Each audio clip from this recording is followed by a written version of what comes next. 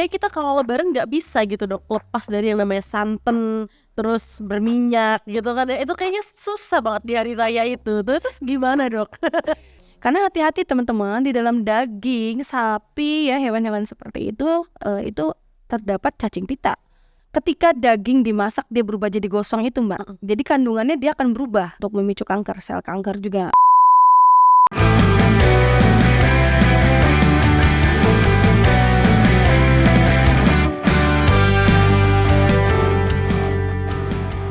Assalamualaikum warahmatullahi wabarakatuh. Hai sobat sehat. Udah lama banget ya kita nggak adain event untuk podcast lagi, sesi untuk podcast lagi bersama para ahlinya. Nah pada kesempatan kali ini nih, karena menjelang Hari Raya Idul Adha, jadi sekarang Salsa di sini mau bahas tentang gimana ya cara menikmati daging kambing dan sapi saat momen Hari Raya Idul Adha supaya kita tetap sehat gitu. Nah hari ini kita akan bahas bersama dokter dari Klinik Arda, ada Dokter Rizka. Hai dokter.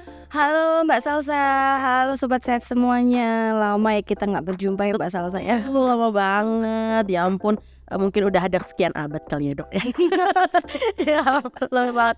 Nah dok, ini kan kita bentar lagi mau ada Hari Raya Idul Adha ya dok. Semua orang merayakan ya dok, bukan hanya umat muslim saja yang merayakan, tapi hampir seluruh orang di Indonesia, mungkin manusia di Indonesia itu merayakan Hari Raya Idul Adha ya dok. Makan kambing lah, walaupun sebenarnya makan kambing bisa tiap hari ya dok, tapi satu hari itu adalah momen kita Momennya beda. daging kambing, sapi, hampir semua rumah menyediakan gitu ya dok. Betul. Nah dok, gimana caranya kita, tips dong dok, biar menikmati daging kambing, daging sapi itu dengan perasaan tidak bersalah. Perasaan tidak bersalah ya. Benar. Soalnya kan tahu sendiri ya dok, kalau kita terlalu banyak makan kambing itu kan ada mitos-mitos bahwa akan terkena hipertensi, kolesterol, seperti itu ya dok ya. Nah sama juga halnya dengan daging sapi. Nah biar nanti teman-teman bisa merasa tidak bersalah saat menikmatinya itu gimana sih dok? Dijelasin dulu dong dok. Minta penjelasannya nih sobat sehat. Oke ya. Oke, terima kasih Mbak Salsa ya. Sebelumnya saya mau menyapa teman-teman dan bunda-bunda di rumah semuanya, karena di sini kita pagi ya. Jadi selamat pagi. Tidak terasa sebentar lagi kita akan memasuki momen Idul Adha bagi umat muslim yang merayakan untuk ibadahnya, tapi untuk makan-makannya saya rasa semuanya ikut merayakan ya. Betul. Oke, baik. Sebetulnya untuk tips sehatnya jadi gini, pada kita memulai dari mana dulu ya, tipsnya dulu atau kita bahas kandungan dalam dagingnya dulu? Kayaknya kalau untuk mitos mungkin di belakang ya. Iya benar-benar. Jadi sekarang kita fokus ke apa sih sebenarnya daging kambing itu, ada apa di dalam daging kambing? Oke, boleh. Terus apa sih daging sapi gitu kan? Oke, boleh. Apa manfaatnya, apa kelemahannya kalau kita mengkonsumsi hidangan tersebut? Oke, boleh ya. Kita akan membahas dulu mungkin kandungan yang ada di dalam daging sapi dan daging kambing ya. Meskipun sebetulnya pada saat perayaan mungkin ada daging-daging yang lain, daging ayam, atau mungkin ada juga yang dengan jagung juga ya untuk bakarnya gitu. Jadi sebenarnya hampir sama kandungannya daging kambing sama daging sapi ya. Di dalam daging sapi itu Mbak Salsa per 100 gramnya itu makronutriennya seperti lemak, protein itu ada. Dua-duanya ada di daging sapi, di daging kambing itu juga ada. Kalorinya juga ada. Kemudian mikronutrien seperti vitamin mineral lainnya juga banyak dan hampir mirip sebetulnya. Oke, di dalam daging sapi per 100 gram itu mengandung kurang lebih sekitar untuk lemaknya sendiri ada 11,7 atau 11,8 gram untuk lemaknya. Kalorinya sekitar 217 kalori. Proteinnya itu 26 gram itu per 100 gram ya. Bayangin nanti tinggal dikalkulasi aja ya besok makan daging kambing atau ini daging sapi ya. Daging sapinya berapa banyak gitu ya. Kemudian untuk mikronutrien kayak vitamin mineralnya yang paling familiar adalah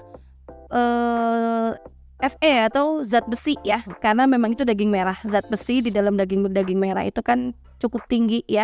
Selain itu ada vitamin B, baik itu B12, B6 ya, B3. Kemudian ada juga seperti natrium ya, kalsium juga ada, vitamin D-nya ada, fosfornya juga, zinknya juga ada, dan kolesterol juga ada tentunya di sana gitu. Hampir mirip di dalam daging kambing itu hampir mirip, cuma memang lebih untuk jenisnya itu tidak sebanyak daging sapi memang. Tetapi ada hal yang menarik. Kenapa hal yang menarik? Yang bagi saya menarik adalah kandungan-kandungan tersebut itu justru ada yang di dalam daging kambing itu lebih rendah daripada daging sapi. Oh iya dok? Betul. Wow. Daging contohnya misalnya kayak lemaknya. Ya, itu lemaknya memang berbagai sumber mengatakan hal yang lain ya, dari berbagai sumber khususnya terkait dengan nutrisi dan gizi. Tapi yang sebagian besar sumber-sumber tersebut itu mengatakan dan jumlahnya itu memang untuk lemak itu lebih banyak di daging sapi sebetulnya. Ya, literatur yang saya baca ini kalau di daging sapi terdapat 11,7 gram lemaknya, kalau daging kambing mungkin hanya 3 gram atau maksimalnya mungkin sekitar 7 atau 8 gram. Itu pun terbagi sebetulnya. Itu totalnya, lemak totalnya. Jumlah kalorinya juga lebih sedikit. Kalau di daging kambing tidak sampai 200 kalori. Nah, proteinnya ini yang fakta yang menarik juga. Memang tidak beda jauh, tetapi dia lebih tinggi, 27 gram. Kalau Kambing dok? proteinnya.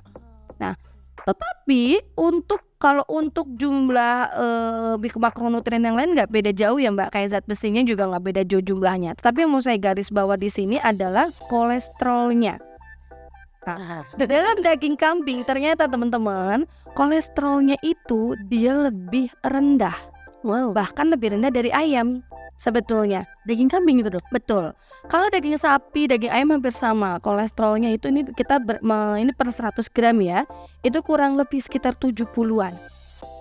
Tapi di dalam daging kambing itu hanya 63,7 atau 63,8, sekitar 63 komaan. Tadi 70 ke 70 63 ya? ya. Wow. Dan bedanya Lumayan sekitar sih. 6, sampai dengan 7 ya. Iya benar. Untuk jumlah kolesterolnya gitu. Nah, itu kandungan-kandungannya. Kemudian manfaatnya apa? Karena kandungannya mirip, saya rasa manfaatnya juga hampir sama ya. Kan terkait dengan kandungan yang di dalamnya. Lemak ya. Sebenarnya tubuh kita butuh juga untuk makronutrien, cuma ya tidak berlebihan ya. Kemudian kalori untuk energi, protein ini bagus juga untuk makronutrien kita kebutuhan. Kemudian membantu dalam proses penyembuhan jaringan atau sel-sel yang rusak juga ya. Misalnya kayak kita luka kan kita butuh banyak protein gitu. Kemudian juga untuk mengembalikan atau bagus dalam ini apa istilahnya fungsi otot ya. Jadi kehilangan massa otot gitu. Makanya kenapa orang-orang biaragawan itu kayak kalau membentuk otot ya atau terkait dengan otot tersebut yang mereka kejar adalah proteinnya karena bagus di sana. Kemudian untuk mikronutrien lain yang paling viral terkait daging merah itu kan zat besi ya teman-teman ya. Jadi memang zat besi itu satu dapat mengoptimalkan produksi darah. Kenapa? Karena zat besi ini dia kan menjadi bahan dalam pembentukan yang namanya hemoglobin. Nah, Hb atau hemoglobin ini di dalam tubuh kita penting. Satu ya, penting memang untuk mencegah anemia sendiri. Kemudian yang kedua, Hb ini dia sebagai transporter atau pembawa oksigen. Jadi dia yang mengikat oksigen. Ketika kita bernafas, kan kita masuk nih oksigen yang kita hirup ya. Nah, oksigen tersebut itu tidak ngendap gitu aja di paru-paru, itu tidak. Dia akan dibawa dari paru-paru ke seluruh tubuh ya oleh darah, dan yang mengikat ini adalah yang Hb itu tadi. Hemoglobin itu tadi. Nah, hemoglobin ini dari zat besi ya. Sehingga oksigen dari paru-paru bisa diikat kemudian dibawa ke seluruh tubuh untuk kebutuhan metabolisme sel ya, atau untuk kebutuhan kehidupan sel itu sendiri gitu. Kayak misalnya otak ya butuh oksigen ya, 10 menit otak nggak dapat oksigen kan resikonya sakit tinggi gitu. Kemudian yang berikutnya juga ada zinc ya. Kandungan zinc di dalam daging itu, daging sapi itu satu, dia dapat juga sama seperti protein membantu dalam menyembuhkan jaringan atau sel yang mengalami rusak atau gangguan ya. Dan ternyata juga bagus juga untuk meningkatkan kesuburan ya teman-teman. Kemudian untuk vitaminnya kayak vitamin B atau niasinnya itu bagus untuk mengoptimalkan hormon di dalam tubuh kita Ya, jadi kayak vitamin B12, B3, tapi selain itu kan memang vitamin-vitamin tersebut bagus juga ya untuk istilahnya syarafan di dalam tubuh kita kan juga baik ya. Nah, selanjutnya ada yang namanya bioactive peptide di dalam daging sapi.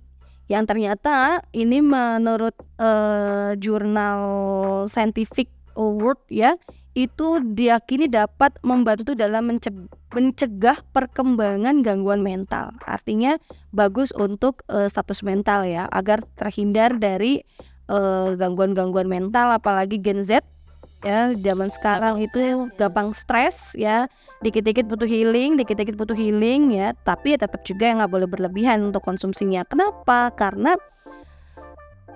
di dalam daging kan pasti ada lemaknya ya, dan lemaknya itu juga tinggi, belum lagi di area perut ya, kayak jeroan gitu-gitu itu kan kandungan lemak dan kolesterolnya itu tinggi sekali, paling tinggi di sana, sehingga tetap harus bijak juga dalam mengkonsumsinya, memilihnya dan mengkonsumsinya harus bijak juga, karena memang betul ketika kita mengkonsumsi daging sapi ataupun daging kambing ya, dengan catatan secara berlebihan dan pengolahan yang tidak tepat bisa menyebabkan tekanan darah atau tensi menjadi naik, kolesterol menjadi naik juga gitu, bahkan asam urat dan lain-lain. Itu juga memang betul bisa gitu. Tapi dengan catatan itu tadi, konsumsi secara berlebihan ya, atau bagiannya mengandung lemak yang berlebihan juga, pengolahannya juga nggak tepat. Nah, pengolahan yang nggak tepat nanti kita akan membahas di belakang. Nah, kalau daging kambing secara manfaat, karena kandungannya hampir mirip ya, hampir sama aja ya, karena kan kita fokus di mana manfaat dari masing-masing setiap komponen nutrisinya, zat-zat gizi yang ada di dalamnya. Nah, sekarang kita akan masuk kepada tips ya. Sebetulnya yang mau saya tekankan di sini itu adalah tips sehat selama Idul Adha, teman-teman tolong diperhatikan ya. Itu adalah bagaimana kita mengolah daging itu dengan tepat. Sebenarnya bukan dagingnya, tapi bagaimana cara kita mengolahnya gitu. Kalau Idul Adha itu kan ada yang ya mungkin momen ya Mbak, meskipun setiap saat mungkin bisa beli daging ya nggak setiap saat, tidak semua ya, tapi kan saya rasa mungkin sebulan sekali bisa. Tapi kan momen yang dicari ya pada Idul Adha, dan banyak yang berkurban. Jadi dari tetangga dapat, dari desa mana dapat, belum lagi dari tempat kerja dapat, jadi banyak sekali kan gitu. Biasanya sampai stok sebulan kayaknya ya dok. Lebih kadang ya, lebih kadang dari sebulan itu. Momen bahagianya saat Lebaran itu sebenarnya di hidangannya ya dok. Iya, Jadi sama kumpulnya ya. ya sama kumpulnya, jadi banyak banget nih karena udah dapet daging gitu kan, banyak.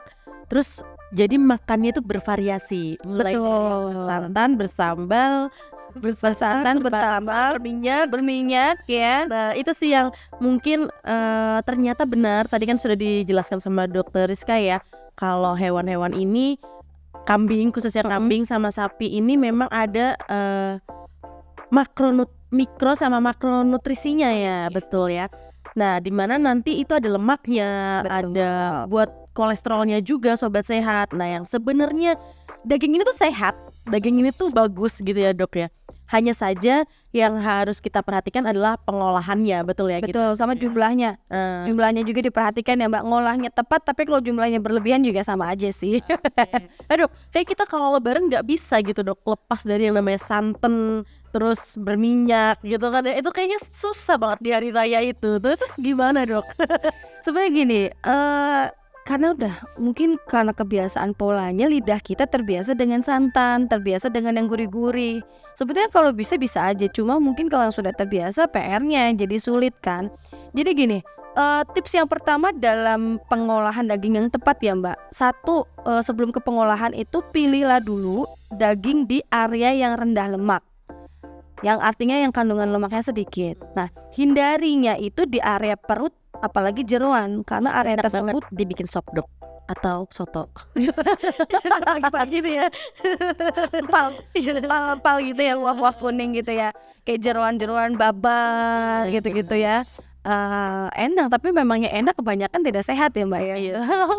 Ya itu, jadi area perut itu dihindari, terutama di bagian-bagian jeroan ya, hampir semua jeroan itu dia kadar kolesterolnya juga tinggi. Di sana di area perut lemaknya juga banyak.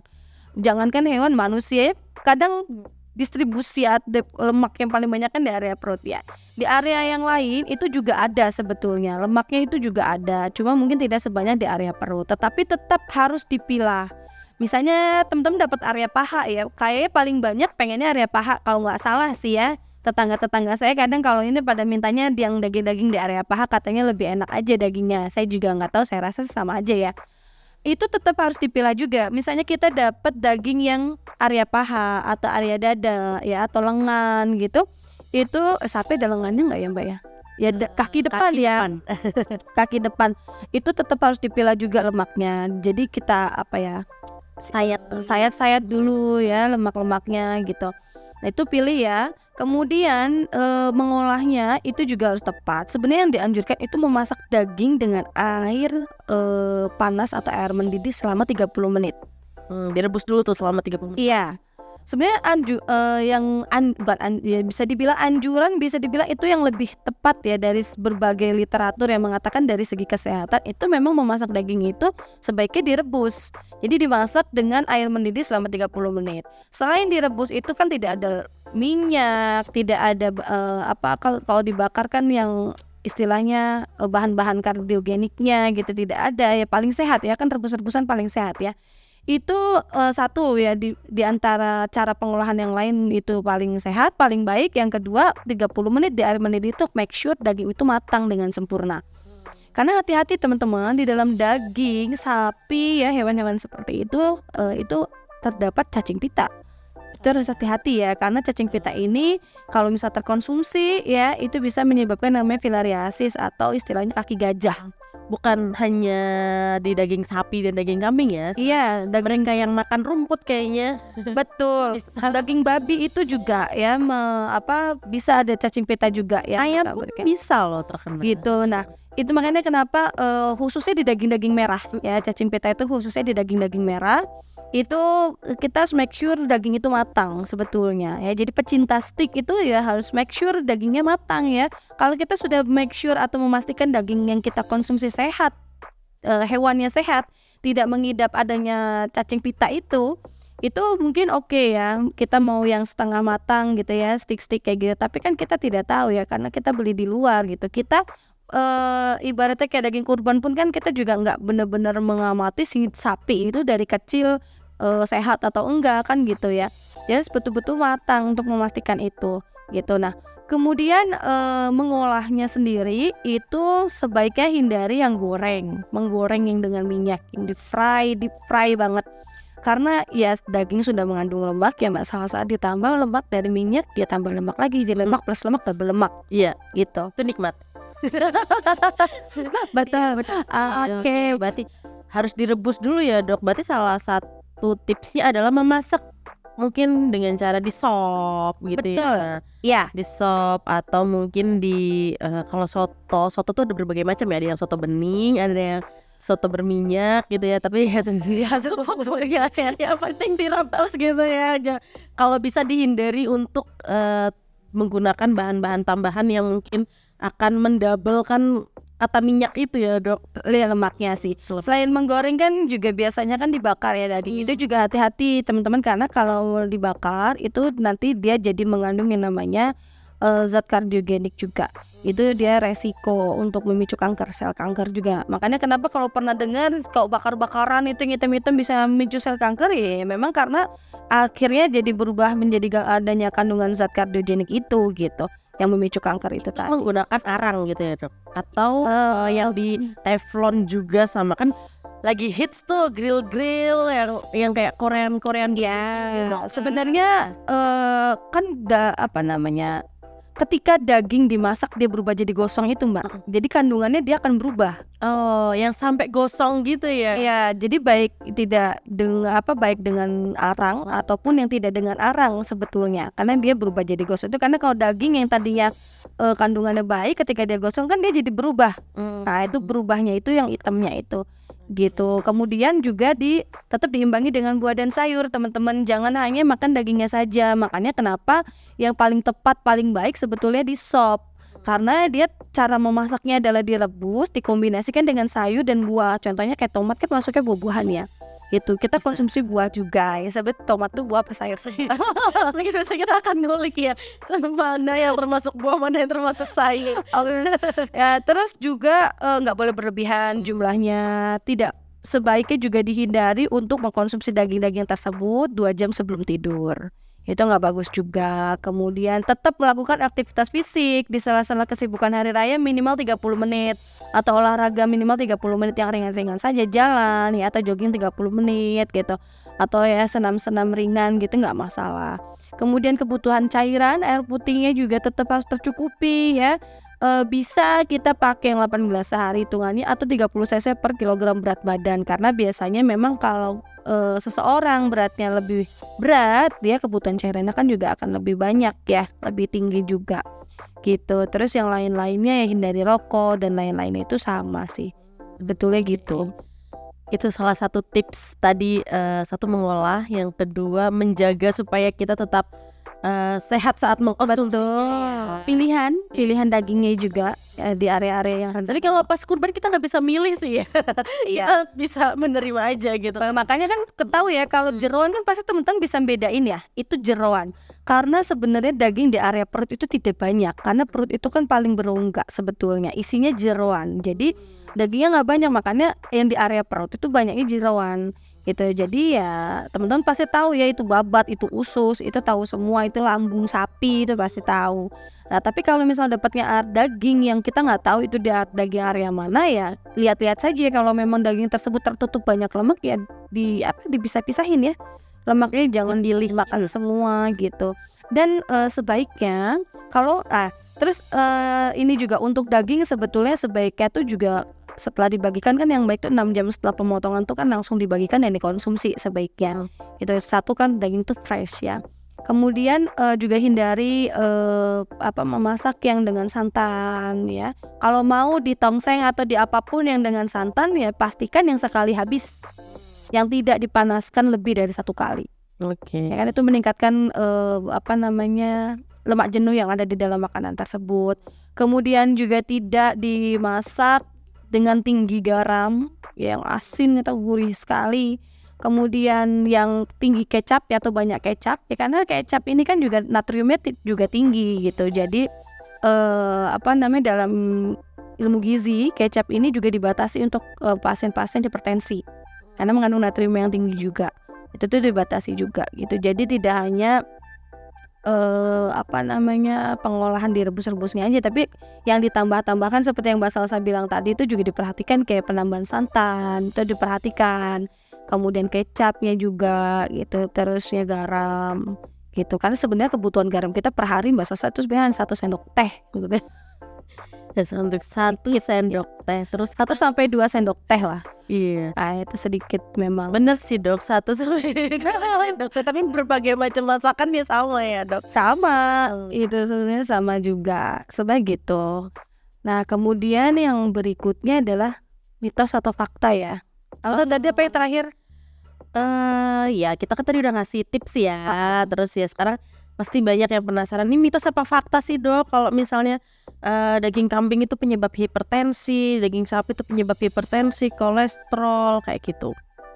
Oke, saya nyari beberapa literatur, hampir ya banyak sih, bukan beberapa ya, banyak literatur tidak ada yang mengatakan daging kambing penyebab hipertensi, daging kambingnya ya.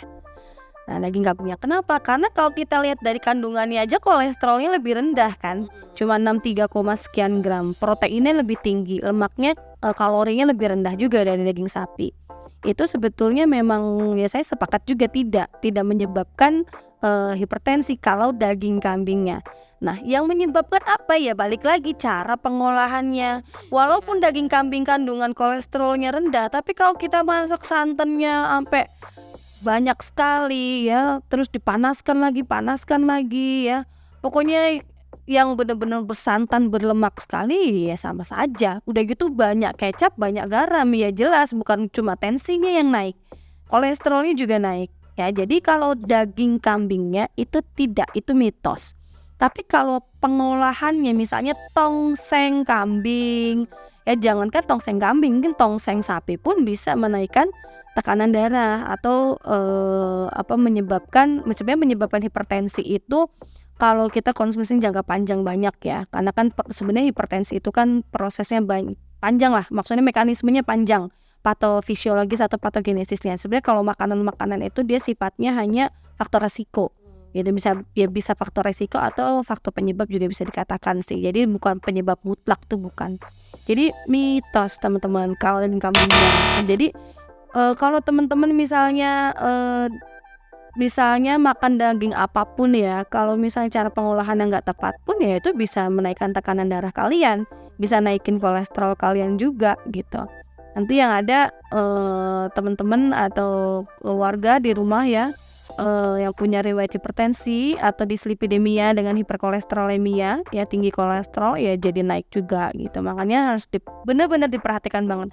Kalau teman-teman besok mau merayakan dengan keluarga kerabat pada saat hari raya Idul Adha, tolong banget diperhatikan pemilihan daging. Kalau kiranya dagingnya saya nggak tahu dok yang mana ya dipilah aja.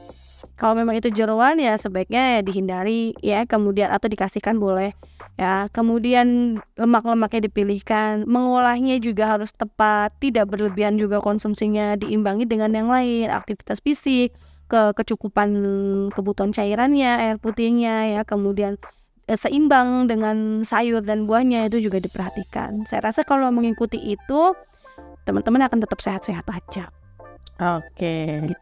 Tim mitos ya teman-teman kalau dagingnya ini penyebab dari kenaikan hipertensi atau kolesterol gitu ya. Tapi yang menyebabkan adanya memicu terjadinya hipertensi dan juga kolesterol itu pengolahannya gitu ya. Nah, yang selanjutnya dok, benar nggak kalau makan daging itu masa ototnya jadi tambah berat? Gini, daging itu kan memang proteinnya kita berperan dalam proses ini ya, fungsi otot ya, mengembalikan kehilangan massa otot. Sebenarnya tergantung juga mbak. Sebenarnya beratnya itu kan otot kita itu ada namanya istilah fibrin ya, mengalami proses fibrinogen, fibrin dan lain sebagainya. Kalau kita makan, karena gini, makan daging pun tetap harus sesuai porsi gitu, nggak boleh berlebihan juga. Kalau berlebihan massa otot yang nggak berat, kolesterolnya yang naik. Iya benar. Sama aja. Jadi bagi saya kalau mengkonsumsi banyak daging kambing meningkatkan massa otot, saya nggak sepakat ya. Kalau misalnya kita konsumsi banyak daging atau proteinnya, tapi protein yang tidak disertai lemak, diiringi dengan latihan massa otot, ya jadi massa otot kita tetap akan meningkat ya. Karena apa?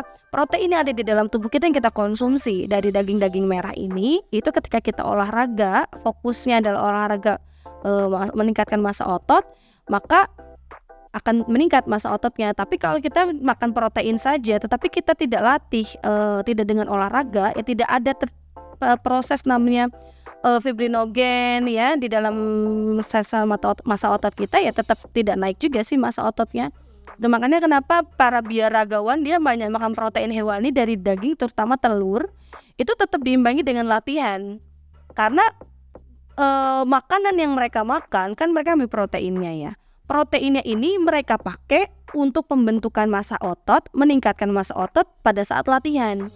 Jadi kalau kita latihan dengan adanya protein yang cukup, itu akan membantu dalam proses meningkatkan massa otot, betul memang. Tapi kalau kita makan daging terus, nggak olahraga ya sama aja, numpuk-numpuk juga di dalam tubuh juga kan nggak bagus juga kalau berlebihan gitu.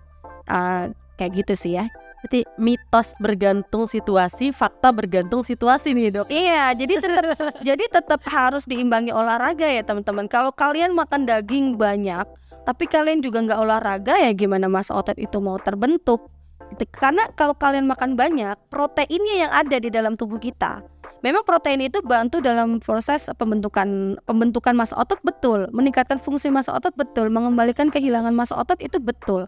Tetapi itu dengan dibantu, ibaratnya didorong, dengan disupport dengan olahraga. Kalau misal tidak dengan olahraga ya nggak ini juga sih, nggak seimbang juga. Maksudnya nggak maksimal ya Mbak Salsa ya. Oke. Nggak maksimal ya mungkin ya, lebih tepatnya. Mungkin ada lagi dokter yang misalnya untuk laki-laki dok, makan daging kambing itu membuat jadi makin stamina gitu. Ada bagiannya, tapi ya saya rasa sih bukan hanya dari itu ya. Masa kalian istilah kayak ya saya sebut saja di sini, Masa kalian untuk meningkatkan stamina, intinya ya kalian olahraga teman-teman. Percuma kalian masa mau makan itu terus juga kan pasti kan ada kandungan-kandungan yang lain.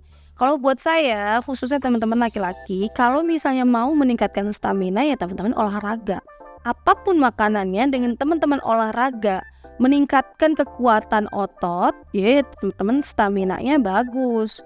Ya teman-teman olahraga rutin, staminanya bagus. Mau teman-teman makan banyak sebaskom sekalipun ya nggak olahraga ya sama aja, karena pada intinya stamina itu kita peroleh bukan cuma dari makanan tapi dari aktivitas fisik olahraga kita, karena dari olahraga kita dapat oksigen, dari olahraga terbentuk energi.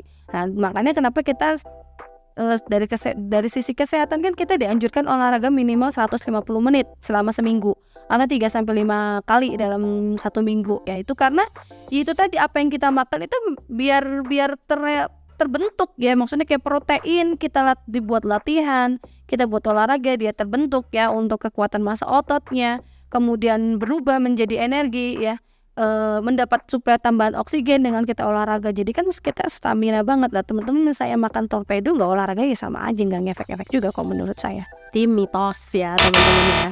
Itu mitos. Jadi lebih baik kalau mau meningkatkan stamina ya tadi dengan pola hidup sehat pastinya ya dok ya, terus juga banyak olahraga, minum air putih, terus makanannya juga yang sehat seperti itu.